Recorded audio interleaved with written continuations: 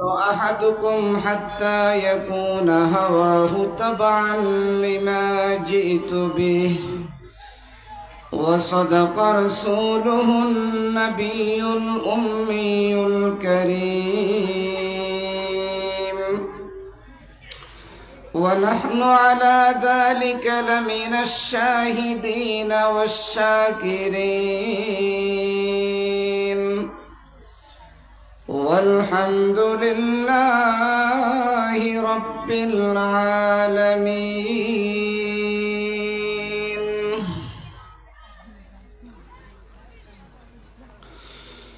है किसके ये जुर्अत के मुसलमान को टोके है किसके ये जुर्अत के मुसलमान को टोके हुर्रियत अफकार की नेमत है खुदा दाद हुर्रियत अफकार की नेमत है खुदा दाद कुरान को बाजी चाहे तावील बनाकर चाहे तो खुद के ताज़ा शरीयत करे ईजाद मुस्लिम को जो है हिंद में सजदे की इजाजत नादान समझता है कि इस्लाम है आजाद है ममलकत हिंद में एक तरफा तमाशा है ममलकत हिंद में एक तरफा तमाशा इस्लाम है महबूस मुसलमान है आजाद इस्लाम है महबूस मुसलमान है आजाद সকলে আমরা জবান খুলে একবার দরুদ ইব্রাহিম পড়ি আল্লাহুম্মা সাল্লি আলা মুহাম্মাদ ওয়া আলা আলি মুহাম্মাদ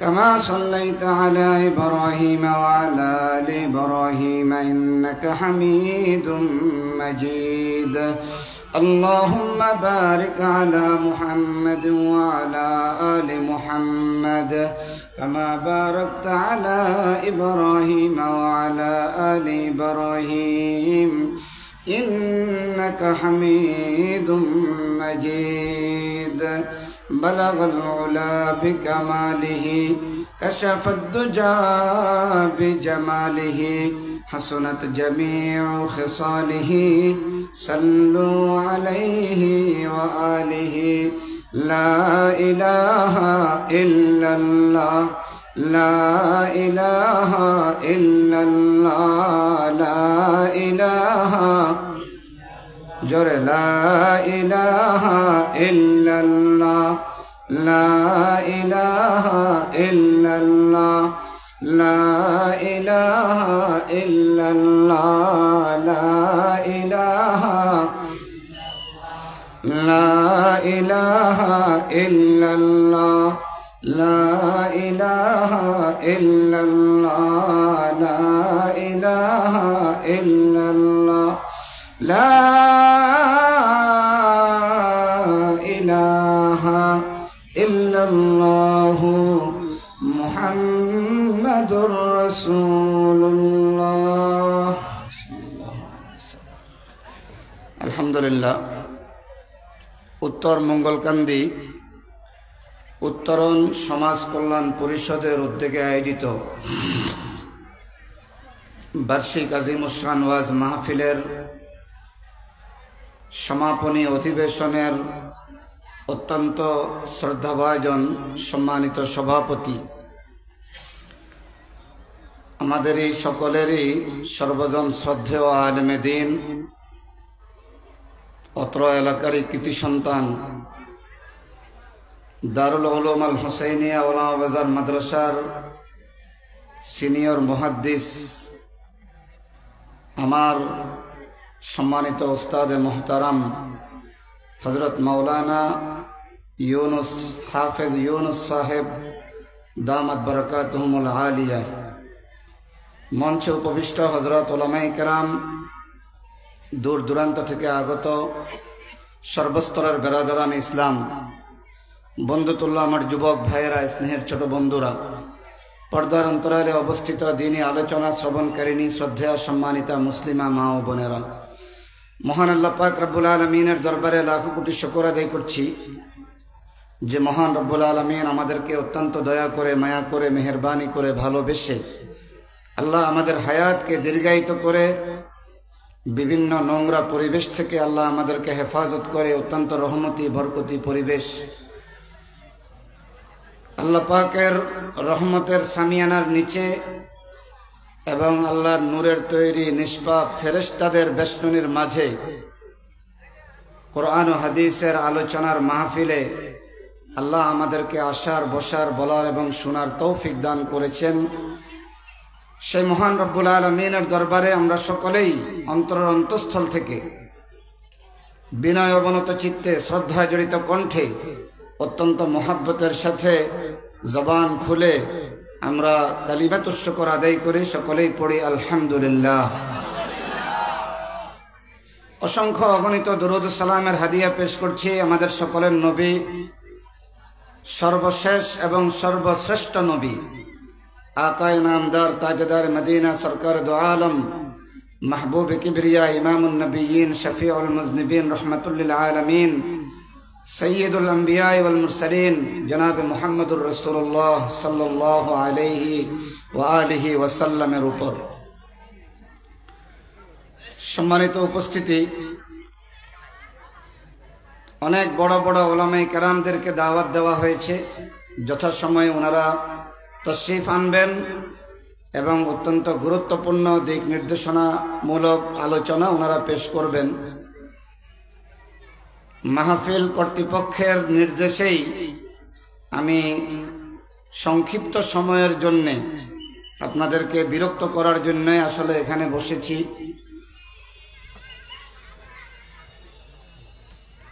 এর পূর্বেও আপনারা হযরত উলামায়ে কেরামের জবান থেকে অনেক গুরুত্বপূর্ণ আলোচনা শুনেছেন।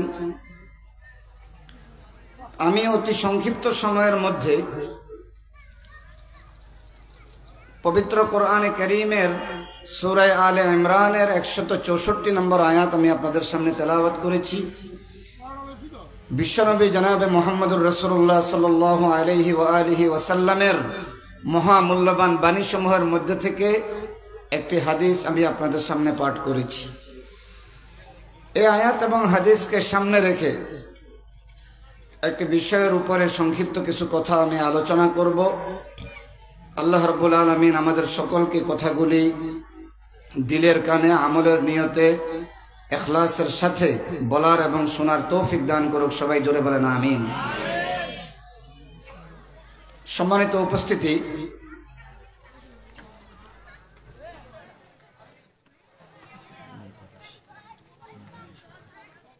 মহান আল্লাহ পাক রব্বুল আলামিনের পক্ষ থেকে অসংখ্য অগণিত নেয়ামত আল্লাহ আমাদেরকে দান করেছেন। আল্লাহ পাক এত নেয়ামত আমাদেরকে দিয়েছেন, স্বয়ং আল্লাহ বলেন যে আমার নেয়ামতগুলো যদি তুমি গণনা করা আরম্ভ করো তোমার জীবন শেষ হয়ে যাবে, কিন্তু আমার নেয়ামত গণে তুমি শেষ করতে পারবা না। আমার ভাইরা, কিছু নেয়ামত আছে যেটা আমরা চোখে দেখি, জাহেরি নেয়ামত, আবার কিছু নেয়ামত এমনও আছে যেটা আমরা দেখি না, বাতিনি নেয়ামত। আমাদের দেহের ভিতরে রূহ আছে না? রূহ আছে না? নেই? রূহ যদি আমার ভিতরে না থাকে তখন আমাকে কিন্তু আব্দুল্লাহ, আব্দুর রহমান আর কেউ বলবে না, তখন আমাকে বলবে এটা একটা লাশ, আব্দুর রহমানের লাশ, আব্দুল্লাহর লাশ। কথা বলেন ঠিক না? আমার কিন্তু হাতও আছে, পাও আছে, চোখও আছে, সবগুলো আছে, কিন্তু একটা জিনিস নাই, রূহটা নেই। এই রূহটা আল্লাহর বড় নেয়ামত কিনা? জোরে বলেন। কিন্তু আপনারা কেউ কি এমন আছেন যে রূহ দেখছেন? এরকম আছেন? রূহ দেখা যায়? দেখাও যায় না, ধরাও যায় না, স্পর্শও করা যায় না। একটা মানুষকে কেটে যদি টুকরা টুকরা করা হয়, তার বডির মধ্যে আপনি রূহটা খুঁজে পাবেন? পাবেন না। আল্লাহর এত বড় নেয়ামত যেটা ব্যতিরেকে আমার অস্তিত্বে বিলীন, নিরস্তিত্ব আমি হয়ে যাব, কিন্তু এই জিনিসটাই দেখা যায় না। কি বলেন? দেখা যায়? আমাদের অন্তরের মধ্যে আমাদের নবীর প্রতি মহব্বত আছে না নেই? আল্লাহর প্রতি মহব্বত আছে না নেই? এই মহব্বতটা কি দেখা যায়? এটা অন্তরের ব্যাপার, এটা আল্লাহর বড় নেয়ামত, কিন্তু দেখা যায় না। যেই নেয়ামতগুলো আমরা দেখতেছি এটা তো দেখা যায়। গাছের ফল আল্লাহর নেয়ামত আমরা দেখতেছি, সমুদ্রের মাছ আল্লাহর নেয়ামত আমার চোখে দেখতেছি, আমার মাথার তালু থেকে পায়ের তালু পর্যন্ত এই বডিটা আল্লাহর নেয়ামত যেটা আমি দেখতেছি, এই সূর্য আল্লাহর দেওয়া নেয়ামত যেটা আমি দেখতেছি। দেখা যায় না? এই নেয়ামতগুলো দুই প্রকার, জাহেরি নেয়ামত, বাতিনি নেয়ামত। একটা হলো যেটা দৃশ্য আর একটা অদৃশ্য। আমার বন্ধুগণ, এই নেয়ামতগুলোর মধ্যে সবগুলার কথা তো আর আলোচনা একই দিন করা সম্ভব নয়। আজকে একটা নেয়ামতের কথা আমি আলোচনা করব, যেটা আল্লাহ পাক রব্বুল আলামিন এই সূরা আলে ইমরানের 164 নম্বর আয়াতে আল্লাহ নিজেই সেই নেয়ামতের কথা আলোচনা করে আমাদেরকে খোঁটা দিয়েছেন। কি দিয়েছেন?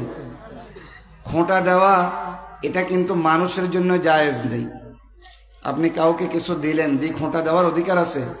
খোঁটা দিলে আপনার ওই আমলটা বরবাদ।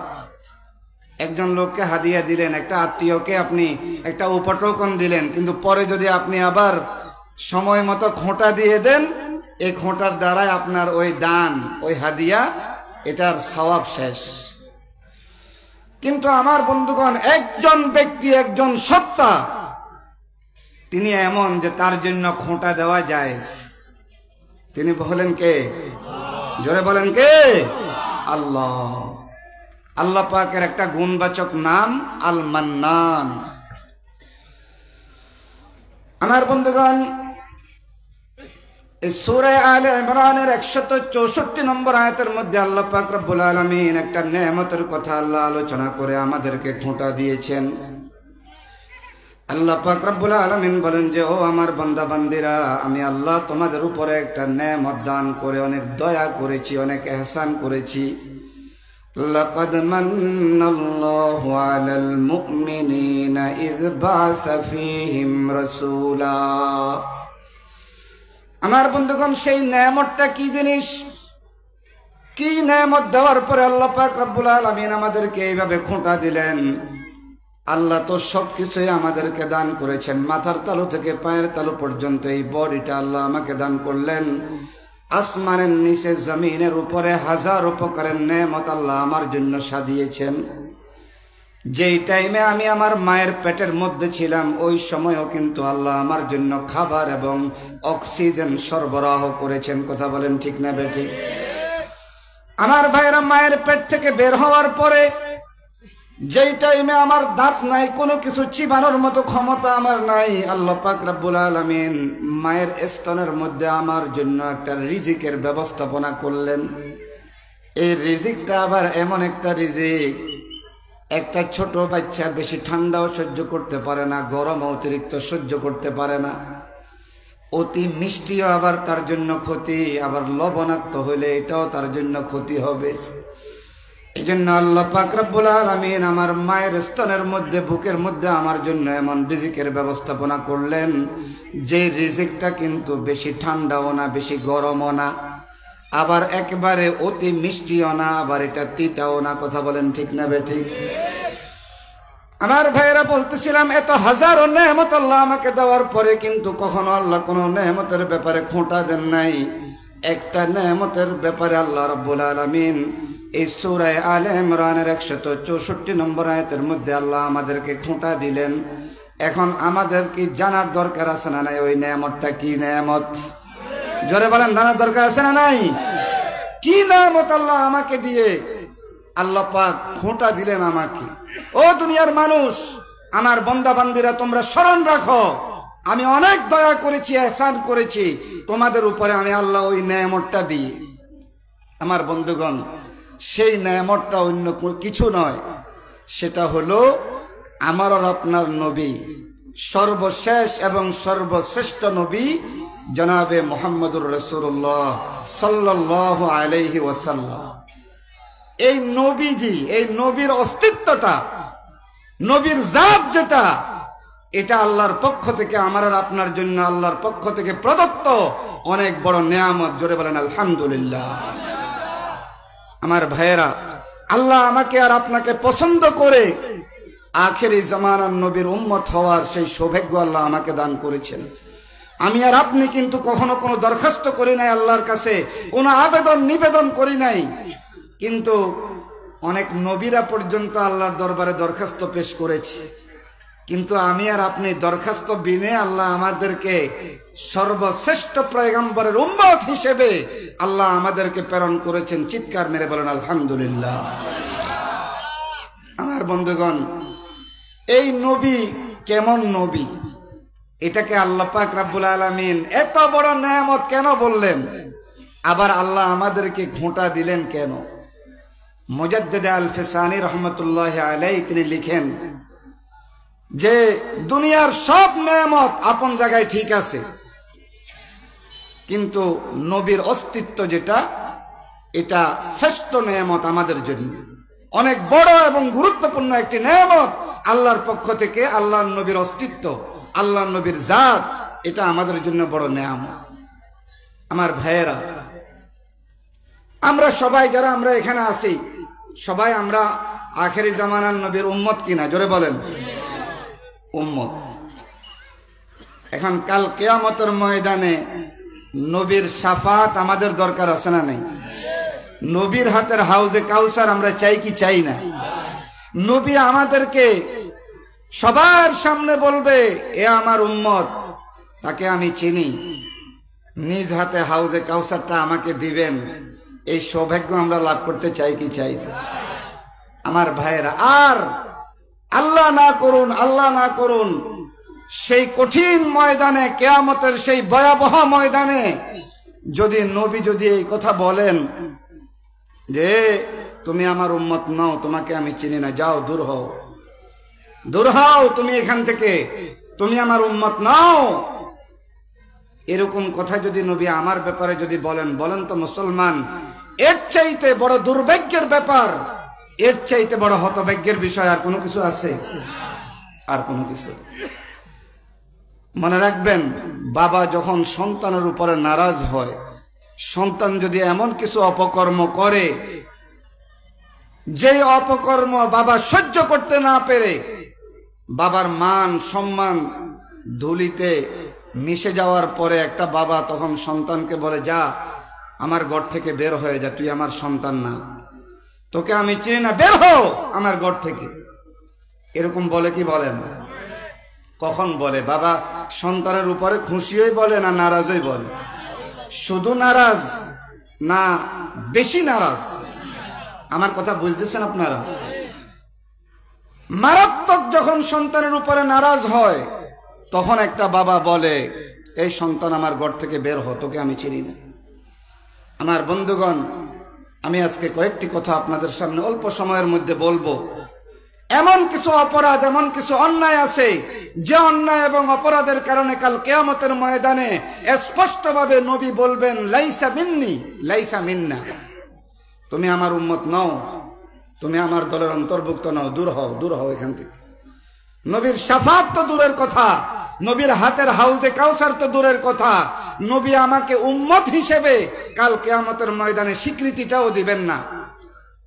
এই অপরাধ থেকে বাঁচার আমাদের দরকার আছে না নেই? এই অন্যায়গুলো থেকে আমাদের বাঁচা দরকার। মুসলমান ভাইয়েরা, আমি আপনাদেরকে কয়েকটি কথা বলতে চাই। আল্লাহর হাবিব হাদিসের মধ্যে অনেক জায়গাতে ইরশাদ করেছেন, এই কাজ যারা করবে সে আমার দলভুক্ত নয়, এই কাজ যারা করবে সে আমার উম্মত নয়। অনেকগুলো অপরাধ আছে, সবকিছু তো আলোচনা করা সংক্ষিপ্ত সময় সম্ভব নয়। গুটি কয়েকটা কথা আমি আপনাদের সামনে আলোচনা করব, যে অপরাধের কারণে আল্লাহ নবী আমাকে উম্মতের লিস্ট থেকে, উম্মতের স্বীকৃতি থেকে আল্লাহ নবী আমাদেরকে বাদ দিয়ে দিবেন। জোরে বলেন নাউযুবিল্লাহ। কাল কিয়ামতের ময়দানে আল্লাহ নবীর উম্মত হিসেবে উঠে নবীর শাফাত নিয়ে নবীর হাতের হাউজে কাউসার আল্লাহ আমাদের সকলকে নসিব করেন। সবাই বলেন আমিন। ইমামুল আউয়ালি ওয়াল আখিরি ইমামুল আউয়ালি ওয়াল আখিরি বাহর সাদাকা রাহমাতুল লিল আলামিন বাহর সাদাকা রাহমাতুল লিল আলামিন শুদ ওজুদাস রাহমাতুল লিল আলামিন মসজিদে উশুদ হামারো এ জমিন মসজিদে উশুদ হামারো এ জমিন। এই জন্য আমার ভাইরা, যে অপরাধগুলো করলে কাল কিয়ামতের ময়দানে আল্লাহর হাবিব জনাবে মুহাম্মদুর রাসূলুল্লাহ সাল্লাল্লাহু আলাইহি ওয়াসাল্লাম আমাকে উম্মতের স্বীকৃতি থেকে আমাদেরকে বাদ দিয়ে দিবেন, এই অপরাধগুলো থেকে আমাদেরকে বেঁচে থাকা দরকার। আর আল্লাহর নবীর যেই নেয়ামত, ওই নেয়ামতের হকও কিন্তু আমাদেরকে আদায় করা দরকার। আমার বন্ধুগণ, আমরা যারা নবীর উম্মত মুসলমান, মনে রাখবেন এই উম্মত হিসেবে নবী যখন আমার নবী, আমি যখন নবীর উম্মত, তাহলে নবীর কিছু হক আমার উপরে আছে না নাই? অনেক হক আছে। একটা স্বামী আর স্ত্রী, স্ত্রীর কিছু হক আছে স্বামীর উপর, আছে না নাই? ছেলে মেয়েদের কিছু হক আছে মা বাবার উপর, আবার মা বাবার কিছু হক আছে সন্তানের ব্যাপারে, সন্তানের উপর। তদ্রূপ ভাবে আল্লাহর নবীর কিছু হক আমাদের মাথার উপরে রয়েছে। খুতবাতে হাকিমুল ইসলামের মধ্যে হযরত মাওলানা কারি তৈয়ব সাহেব রহমতুল্লাহ আলাইহি তিনি উল্লেখ করেছেন যে আল্লাহর নবীর যেই হক আমাদের মাথার উপরে, এর মধ্যে মৌলিকভাবে 3টা হক। মনে রাখবেন, কয়টা হক? 1 নম্বর হক হলো আল্লাহর নবীর প্রতি আজমত। আজমত শব্দের অর্থ হলো বড়ত্ব, শ্রেষ্ঠত্ব। আল্লাহর পরে নবীর চাইতে বড় আর কেউ আছে? এই নবীর প্রতি আজমত আমাদেরকে রাখতে হবে। আবার নবীর পরে কিয়ামত পর্যন্ত আর কোন নবী আসবে না। জোরে বলেন, আসবে? আর কোন নবী আসবে না। আল্লাহর নবীর পরে যদি কেউ আবার নবুয়তের দাবি করে, মনে রাখবেন স্পষ্টভাবে, সে কখনো হক নবী নয়। স্পষ্টভাবে মনে করবেন সে ভণ্ড নবী। কে ভণ্ড? সে কাফের। নবীর পরে যদি কেউ নবুয়তের দাবি করে, সে নিজেও কাফের। আবার তাকে যদি কেউ কাফের মনে না করে, সেও কাফের। কথা বলেন ঠিক না বেটা? এবারে আপনারাই বলেন, ওই যে গুজরাটের যেই আহমদ, তার নাম আমরা সবাই জানি, আমি ওইদিকে এখন আলোচনা করব না। গোলাম আহমদ কাদিয়ানি, এক নামে আমরা কাদিয়ানি চিনি। এখন আপনারাই বলেন, কাদিয়ানি নবুয়তের দাবি করেছে, সে বলেছে সেও নাকি নবী। এখন আপনারা বলেন তো, সে কি আসলে নবী না ভণ্ড নবী? ভণ্ড, নবীও না। সে কি? এবং সে কাফের। সে কি? এবং এই কাদিয়ানিকে যারা কাফের মনে করবে না, তারাও কাফের। নবীর পরে আর কোন নবী আছে? বলেন, নবীর পরে নবী নাই। নবীর পরে কি? আর কোন নবী আসবে না। এটা কিন্তু আমার নবীর বড় শ্রেষ্ঠত্ব। আল্লাহ পাক সমস্ত নবীদের মধ্যে পছন্দ করে সর্বশেষ আমার নবীকে দুনিয়াতে পাঠিয়েছেন, তবে সর্বশ্রেষ্ঠ করে পাঠিয়েছেন। ইমামুল আম্বিয়া, সাইয়্যিদুল আম্বিয়া করে আমার নবীকে এই দুনিয়াতে প্রেরণ করেছেন। আমার নবীর পরে আর কিয়ামত পর্যন্ত আর কোন নবী আসবে না।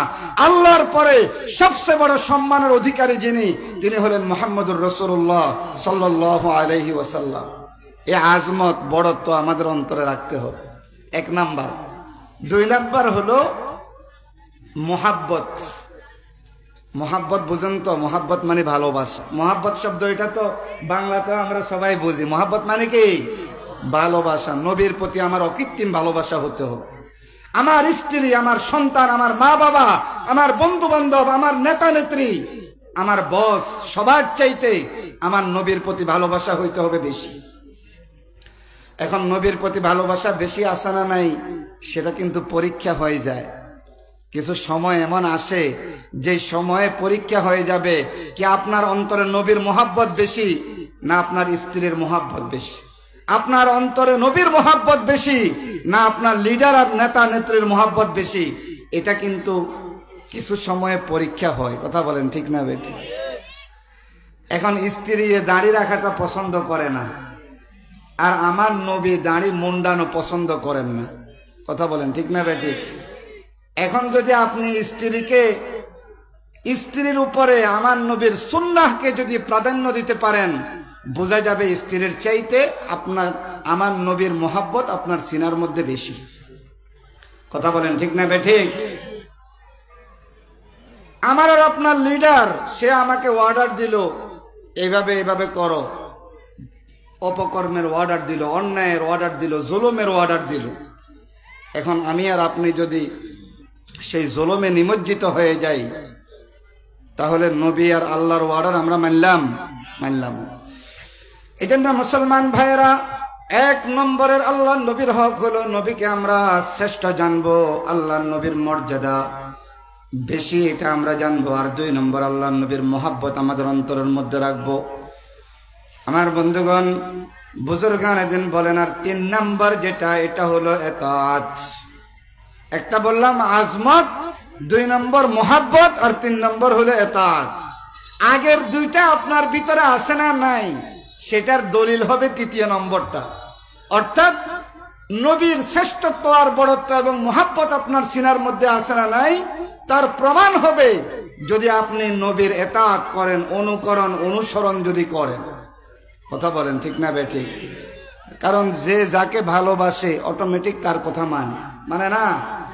এই জন্য আমাদের দেশে আমরা অনেককে দেখলাম, একটা খেলা হয়েছে, কোন দেশে খেলছে, এরপরে দেখা যায় যে মাথা নেড়া করি কিছু যুবক রাস্তায় রাস্তায় ঘুরে।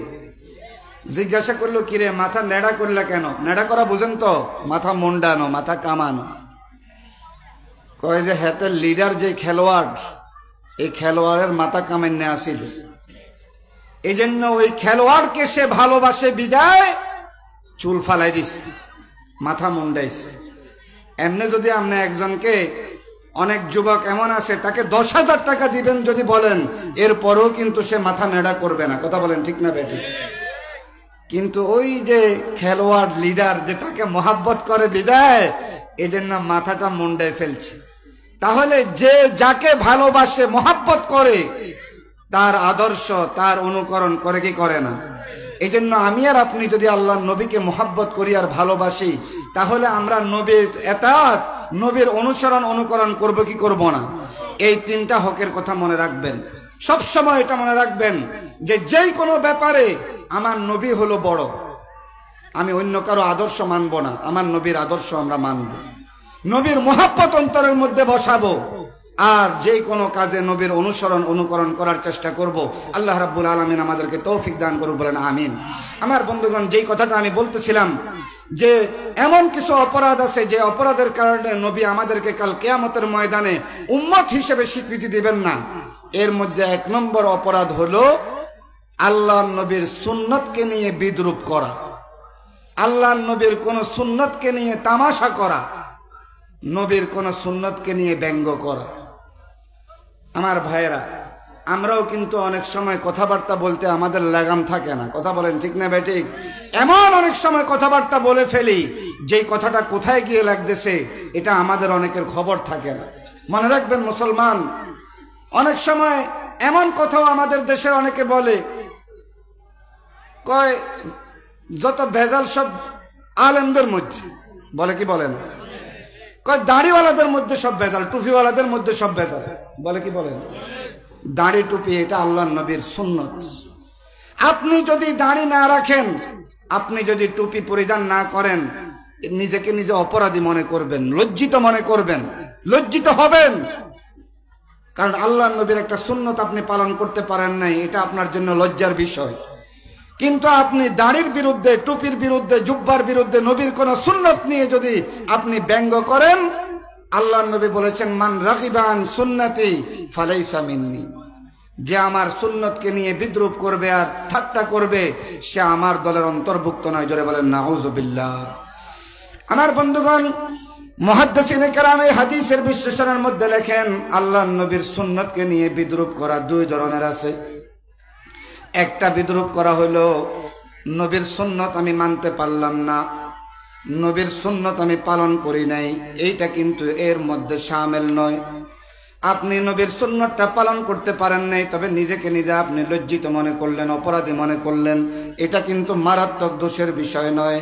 কিন্তু যদি আপনি আল্লাহর নবীর কোনো সুন্নতকে নিয়ে ব্যঙ্গ করেন, ব্যঙ্গাত্মক কথাবার্তা বলেন, তামাশা করেন, নবীর সুন্নতকে নিয়ে যদি আপনি এরকমভাবে অপমান অপদস্থর সাথে যদি বলেন, আল্লাহর হাবিব বলেছেন যে আমার সুন্নতকে নিয়ে এরকম কটূক্তি করবে, অপমানজনক কথাবার্তা বলবে, আমি নবী স্পষ্টভাবে ঘোষণা করলাম সে আমার দলের অন্তর্ভুক্ত নয়। জোরে বলেন নাউজুবিল্লাহ। এই জন্য কাল কিয়ামতের ময়দানে ওদেরকে নবী বলবে যারা দুনিয়াতে নবীর সুন্নতকে নিয়ে যারা তামাশা করেছে, বলবে লাইসা মিন্না, তুমি আমার দলের অন্তর্ভুক্ত নও, যাও এখান থেকে দূর হও। এর চাইতে পোড়া কোপাল্লা আর কেউ আছে কি বলেন? এই জন্য মুসলমান আরেকটা বিষয় পাশাপাশি মনে রাখবেন, আল্লাহর নবীর সুন্নত মতো নিজের জীবন যদি আপনি গঠন করতে পারেন, নবীর সুন্নতকে যদি আপনি ভালোবাসেন, আল্লাহর হাবিব বলেছেন মান আহাব্বা সুন্নতি ফাকাদ আহাব্বানি ওয়া মান আহাব্বানি কানা মাই ফিল জান্নাহ। যে আমার সুন্নতকে ভালোবাসলো সে যেমন নাকি আমি নবীকে ভালোবাসি, আর যে আমাকে ভালোবাসবে আমি আর সে একই জান্নাতে থাকবো। জোরে বলেন সুবহানাল্লাহ। নবীর সাথে জান্নাতে যেতে চাই কি চাই না? তাহলে নবীর সুন্নতকে ভালোবাসতে হবে। প্রত্যেকটা কাজে আল্লাহর নবীর সুন্নত রয়েছে। আলহামদুলিল্লাহ, সামনে বলা উচিত নয়, যারা আমাদের সামনে এখনো মঞ্চে যারা বসা আছেন, আল্লাহর এমন কিছু বান্দা এখনো আসমানের নিচে জমিনের উপরে এখনো আছেন যারা ইচ্ছাকৃতভাবে সুন্নতের ব্যতিক্রম কোনো কাজ করেন না। কথা বলেন আছে না নেই? ভুলে চুকে দুই একটা হয়ে যেতে পারে, কিন্তু ইচ্ছাকৃতভাবে আল্লাহর নবীর সুন্নতের খেলাফ কাজ করেন না। আমাদের বুজুর্গদের ঘটনা শুনলে আপনারা আশ্চর্য হবেন। হোসেন আহমদ মাদানী রহমতুল্লাহ আলাই, উনি পান খাইতেন। পান আমরাও খাই না? আমরা এই ঘটনাটা ওই যে মাওলানা লোকমান সাহেব রহমতুল্লাহ আলাই উনার কাছে শুনছিলাম। উনি যখন পান খাইতেন, পানের মধ্যে সুপারি খাইতেন তিনটা বাসি বাসি তিনটা সুপারি নিতেন। কয়টা সুপারি? ছোট বড় মিলাই তিনটা সুপারি সব সময়। এখন একদিন খাদেম জিজ্ঞেস করলো যে হুজুর সব সময় আপনি সুপারি তিনটা খান, এটার কারণটা কি? কম বেশ দেখি না, যে কোনো সময় যদি কখনো সুপারি কম হয় এটাকে ভেঙ্গে তিন টুকরা করে তারপরে পান খাইতেন।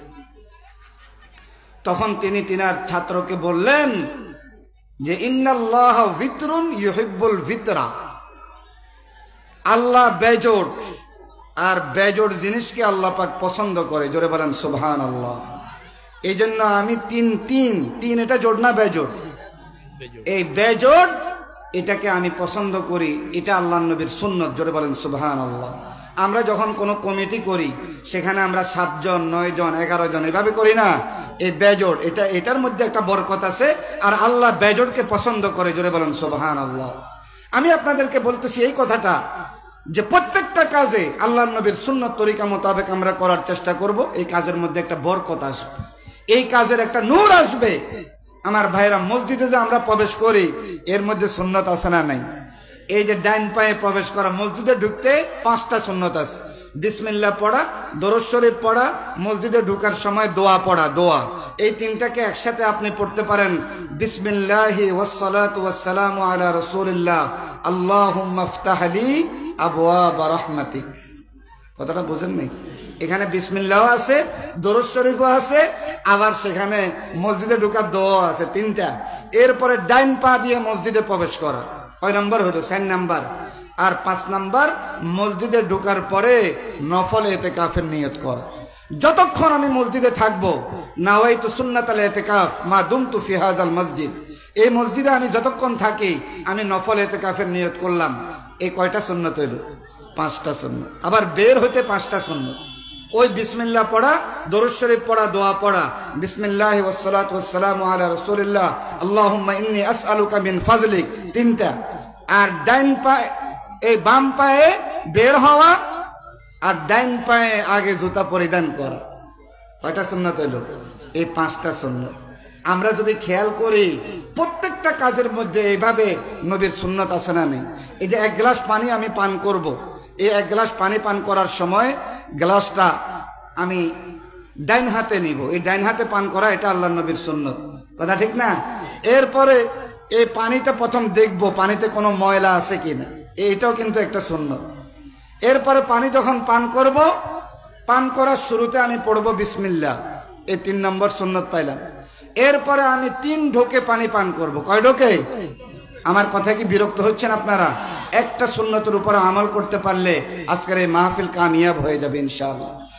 এরপরে ওই পাত্রের মধ্যে শ্বাস না ফালানো, যেই পাত্রে গ্লাসে আমরা পান করি শ্বাস না ফালানো, এটা সুন্নত। আর পান করার পরে আমরা পড়বো আলহামদুলিল্লাহ, এই 6টা সুন্নত। এই 1 গ্লাস পানি পান করতে আমরা তো দৈনিক অন্তত 10 থেকে 15 গ্লাস পানি পান করি, করে কি করি না? কিন্তু সুন্নতের আমাদের খবর নেই। তু কুজাও সুন্নতে আহমদ কুজা, তু কুজাও সুন্নতে আহমদ কুজা, বা মোহাম্মদ কৈশাওয়াদ নিসবত তোরা, বা মোহাম্মদ কৈবাওয়াদ নিসবত তোরা। এই জন্য আমার বন্ধুগণ, কাল কিয়ামতের ময়দানে আল্লাহ নবীর হাতে হাউজে কাউসার এবং নবীর শাফাত যদি আমাদেরকে পেতে হয়, নবী যদি আমাদেরকে উম্মত বলে স্বীকৃতি দিবেন, এটা যদি আমরা চাই, তাহলে নবীর সুন্নত আমরা পালন করব। আর নবীর কোনো সুন্নত নিয়ে আমরা কখনো ব্যঙ্গ আর বিদ্রুপ করব না, কথা বলেন ঠিক না বেঠিক? এরপরে আমার ভাইরা, আল্লাহ নবীর একটা হাদিস রয়েছে, ক্বালা রাসূলুল্লাহ সাল্লাল্লাহু আলাইহি ওয়াসাল্লাম, মান লাম ইয়ারহাম সাগীরানা ওয়া লাম ইউআক্কির কাবীরানা ফালাইসা মিন্না। আল্লাহর হাবিব বলেন, ও আমার উম্মত, তোমাদের মধ্যে যারা বড়দেরকে শ্রদ্ধা করে না আর ছোটকে যে মহাব্বত করে না, 2টা কথা, বড়দের প্রতি শ্রদ্ধা আর ছোটদেরকে ভালোবাসা, মহাব্বত, এই 2 আদর্শ যদি তোমার মধ্যে না থাকে, নবী বলেন লাইসা মিন্না, সে আমার দলের অন্তর্ভুক্ত নয়, আমি তাকে উম্মত বলে কাল কিয়ামতের ময়দানে স্বীকৃতি দিব না।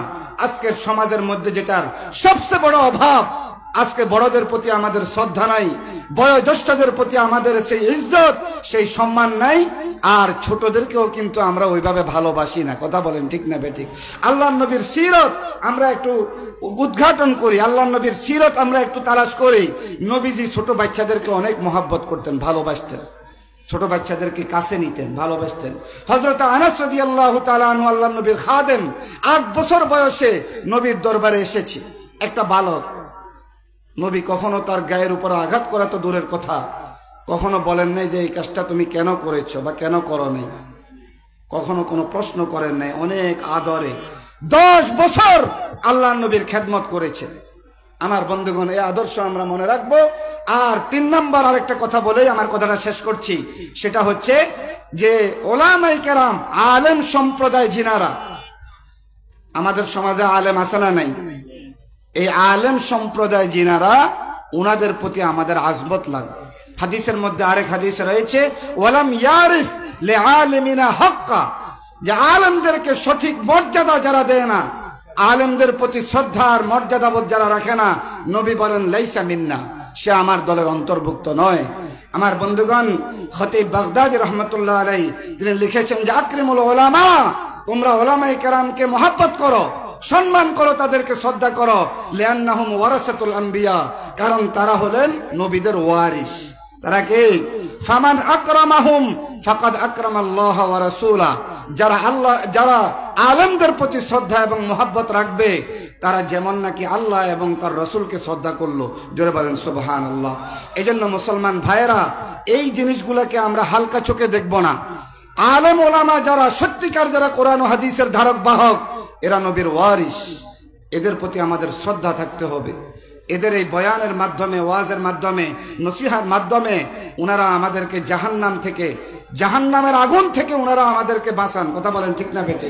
আমার মা বাবা আমার জন্য সম্মানী, সে আমাকে বিপদ আপদ থেকে বাঁচাইছে, আমাকে লালন পালন করে বড় করছে। আর ওলামায়ে কেরাম আমাদেরকে জাহান্নামের আগুন থেকে ওনারা আমাদেরকে বাঁচান, কথা বলেন ঠিক না বেঠিক? ওয়াজ এবং নসিহতের মাধ্যমে।